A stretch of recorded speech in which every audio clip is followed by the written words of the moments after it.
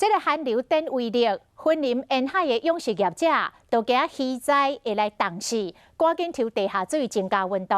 另外，南投埔里透早上低温只有3度半，仁爱乡甚至降到0度以下。这个高丽菜上界外缘的叶仔片结冰，规粒高丽菜是安尼定壳壳。农民夜水补救，要甲农作物的寒害降到上低。 寒流一日来，沿海养殖业者赶紧抽地下水，就惊讲鱼仔挡袂牢。下头8、9度遐，抽地下水去啊，较会温暖啊。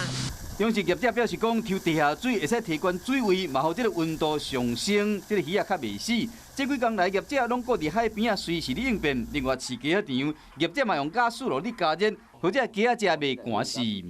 会取暖安尼啊，互规个看起来迄个。利用迄个铝片导致的速度较紧的。安尼啊。寒天是禽流感真外发生的季节，今年因为低温，这个为着禽流感比率嘛增加。在低温状况底下会互相聚集在一起，对于这些呼吸道的疾病的散播，事实上风险是蛮高的。 另外，南投埔里气温来到3.5度，高丽菜拢结一因冰，规粒定壳壳。仁爱乡甚至降到0度以下，水桶啊嘛结冰。农业只好喷水来补救，希望讲伫寒流期间，会使将农损的程度降到最近。